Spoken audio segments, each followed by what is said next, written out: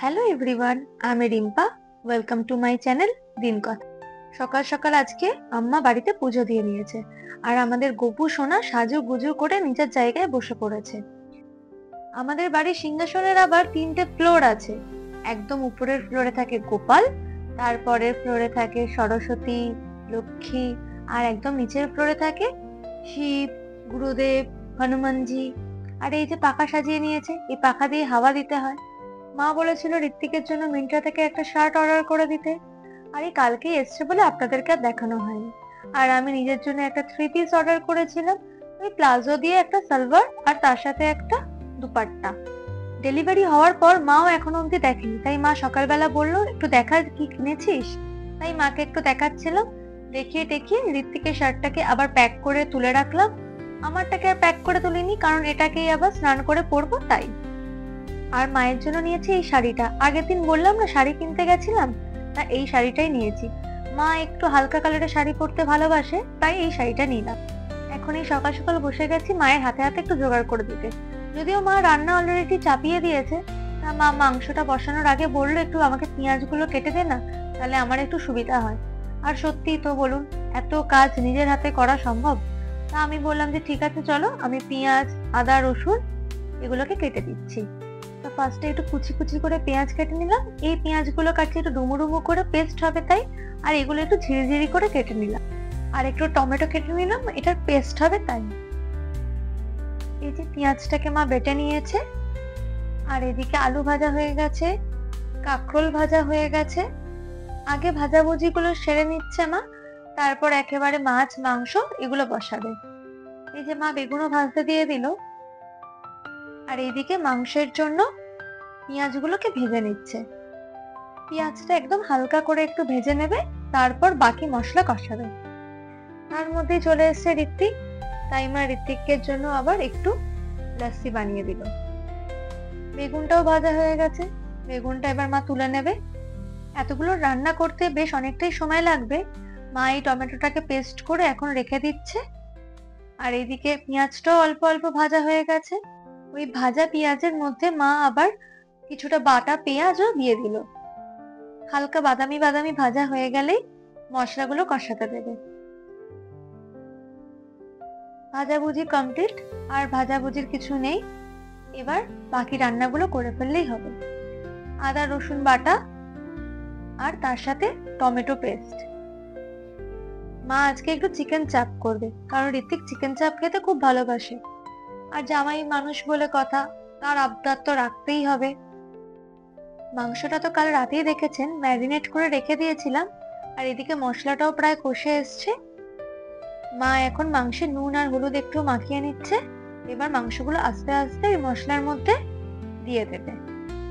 মাংসগুলো দিয়ে দেওয়ার পর একটু নাড়িয়ে চাড়িয়ে সেটাকে ঢাকা দিয়ে দিলে কিছুক্ষণের জন্য মোটামুটি ফ্রি। মা এই মাংসটাতে আজকে আর জল দেবে না, এটা আপনা আপনি জল ছাড়বে আর সেই জলেই সিদ্ধ হবে। আর মাংসের জন্য চাল মগজ, কাজু বাদাম, পোস্ত এই 3টে পেস্ট করে নিচ্ছে। মাংসটা যখন হালকা সিদ্ধ হয়ে যাবে তখন এই পেস্টটা দিয়ে আবার কিছুক্ষণ ঢেকে রাখতে হবে। এই পেস্টটা আবার মাছেও মা দেবে, তাই একটু বেশি করেই বেটে নিল। পেস্ট করা হয়ে গেছে, আর এদিকে মাংসটাও প্রায় হাফ সিদ্ধ হয়ে গেছে। এবার মা কাজু বাদাম, পোস্ত আর চাল মগজের পেস্টটা এই মাংসের মধ্যে অ্যাড করবে, আর তার সাথে দেবে দই। সবকিছু দেওয়া হয়ে গেলে আবার একটু নাড়িয়ে চাড়িয়ে আবার কিছুক্ষণের জন্য ঢাকা দিয়ে রেখে দিতে হবে। তারপর পুরোপুরি সিদ্ধ হয়ে গেলে একেবারে নামিয়ে ফেলবো। আর এইদিকে মা মাছগুলো ভাজতে দিয়ে দিয়েছে।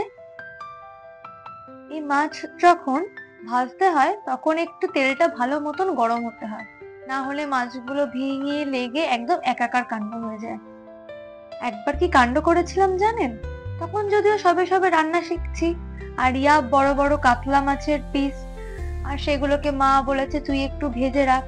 আমিও খুব মজা পেয়েছি, তখন সবে সবে রান্না শিখছি, আর তেলটা ঠিকঠাক গরম হয়নি, আর আমি ওই তেলেই মাছগুলোকে ভাজতে দিয়ে দিয়েছি। আর কিছুক্ষণ পর দেখি আর মাছ ওঠে না, মাছগুলো একদম লেগে ভেঙে একাকার কাণ্ড। যাই হোক, মা মাছের জন্য পেঁয়াজ ভাজতে দিয়ে দিয়েছে, সেই পেঁয়াজের মধ্যে আদা রসুন বাটা আর টমেটোর পেস্ট দিয়ে দিয়েছে। এখন একটু এটা কষবে, হালকা ভাজা ভাজা হয়ে গেছে, তার মধ্যে মা দিয়ে দিল ওই পোস্ত, চালমগজ আর কাজু বাদামের পেস্টটা। তার সাথে একটু জল দিয়ে দিল, না হলে একদম ধরে যাবে। এবার মা এর সাথে পরিমাণ মতন হলুদ, নুন, জিরে, ধনে সবই পরিমাণ মতন একটু একটু করে অ্যাড করলো।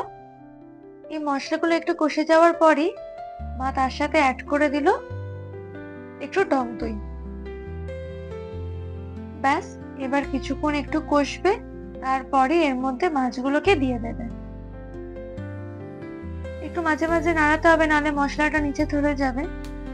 এই যে কষে গেছে, এর সাথে এবার মা মাছগুলোকে সব অ্যাড করে দিল আর তার সাথে একটু জল দিয়ে দিল। জলটা পরিমাণ মতন দিতে হবে, বেশি দিয়ে দিলে আবার ঝোল বেশি হয়ে যাবে। মাছের ঝোলটা যেহেতু একটু শুকনো শুকনো গায়ে লাগা হবে, তাই মা জলটা একটু কমই দিল।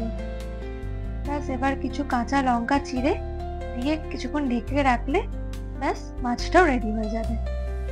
মা এবার চাটনি বসাবে বলে কড়াইতে তেল দিয়ে নিল। এখনো যদিও চিংড়ি মাছ করা বাকি আছে, কিন্তু চিংড়ি মাছটা করতে একদম 2 মিনিটের ব্যাপার, তাই মা বলল আগে চাটনিটা বসিয়ে দিই, তারপর একদম শেষে চিংড়ি মাছটা করব। তেলের মধ্যে একটু 5 ফোড়ন দিয়ে নিয়েছিল আর তারপর আমগুলোকে ভাজতে দিয়ে দিল। আমগুলোকে একটু নাড়িয়ে চাড়িয়ে ঢাকা দিয়ে রাখবে। আর এদিকে মাংসটাও প্রায় হয়ে এসছে, একটু দেখে নিল মা, আর হয়তো একটু লাগবে কারণ ঝোলটা এখনো বেশি আছে, আর একটু ফুটলে পরে ঝোলটা একটু গায়ে লাগা হয়ে যাবে। এদিকে আমটাও হালকা ভাজা হয়ে গেছে, তার মধ্যে পরিমাণ মতন হলুদ আর নুন দিয়ে একটু নাড়াচাড়া করে দিয়ে দেবে জল। জলটা অ্যাড করে আবার কিছুক্ষণ ঢেকে রাখতে হবে, যতক্ষণ না আমটা পুরোপুরি সিদ্ধ হচ্ছে। চিনিটা একদম সিদ্ধ হওয়ার পর অ্যাড করবে। এদিকে মাছটাও রেডি হয়ে গেছে, একটু গরম মশলা দিয়ে মা মাছটাকে একটু নাড়িয়ে চাড়িয়ে এবার নামিয়ে নেবে। গন্ধটাই যে কি সুন্দর বেরোচ্ছে। আমটাও পুরোপুরি সিদ্ধ হয়ে যাচ্ছে, আর মা এদিকে কিশমিশ একটু জলে ভিজিয়ে রেখেছিল, সেটাকেই এখন দিয়ে দিল আর পরিমাণ মতন চিনি এর মধ্যে অ্যাড করে দিল। মিষ্টিটা যে যেমন খায় সে তেমন পরিমাণে চিনি অ্যাড করবে। সব রান্নাই মোটামুটি শেষ, আর একটাই বাকি, সেটা চিংড়ি মাছ। তার জন্য তেলটা গরম করে নিয়েছে আর আস্তে আস্তে চিংড়ি মাছগুলো তেলে একটু হালকা করে ভেজে নেবে। চিংড়ি মাছ তো বেশি ভাজতে হয় না, একটু এদিক ওদিক করে নিলে চিংড়ি মাছ ভাজা হয়ে যাবে। চিংড়ি মাছটা ভাজা হয়ে গেছে, আর আজকে হবে চিংড়ি মাছের মালাইকারি। চিংড়ি মাছ ভাজা তেলেই ওই কুচি করা পেঁয়াজগুলোকে হালকা করে ভেজে নিচ্ছে। পেঁয়াজটা হালকা বাদামি বাদামি রং হয়ে গেলেই এর মধ্যে অ্যাড করে দেবে পরিমাণ মতন আদা বাটা আর রসুন বাটা। একদম কম উপকরণে এই রান্নাটা হয়ে যায়, খুবই সহজ, একদম 10 মিনিটে চিংড়ির মালাইকারি রেডি হয়ে যায়। এর মধ্যে মা অ্যাড করে নিল পরিমাণ মতন নুন, হলুদ, একটু ধনে গুঁড়ো আর একটু জিরে গুঁড়ো। এবার মশলাটাকে একটু কষিয়ে নিয়ে তার মধ্যে অ্যাড করে দেবে নারকেলের দুধ। কেউ চাইলে বাড়িতেও নারকেলের দুধ বানিয়ে ব্যবহার করতে পারো। আমার যেহেতু বানানোর সময় ছিল না, তাই একেবারে দোকান থেকে কিনে নিয়েছিলাম। একটু গোটা লঙ্কা চিড়ে দিয়ে দিলাম, কেউ যদি একটু ঝাল ঝাল খেতে চায় তাহলে পরবর্তীকালে এই লঙ্কাগুলো মেখেও সে খেতে পারে। নারকেলের দুধটা একটু ফুটলে পরে তার মধ্যে চিংড়ি মাছগুলোকে ছেড়ে দেব,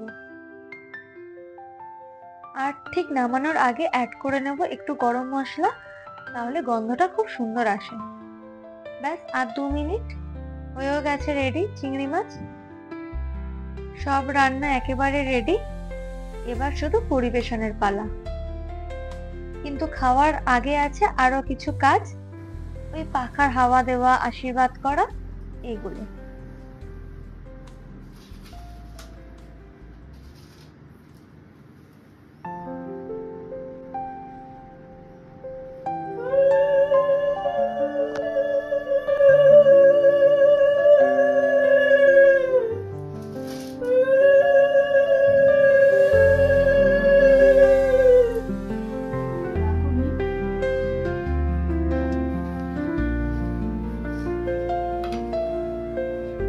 এবার খাওয়া দাওয়ার পালা। চলুন ভিডিওটা আজকে এখানেই শেষ করি। সবাই ভালো থাকবেন, সুস্থ থাকবেন, দেখা হবে নেক্সট ব্লগে। ভিডিওটা ভালো লাগলে অবশ্যই চ্যানেলটাকে সাবস্ক্রাইব করে একটা লাইক করে দেবেন।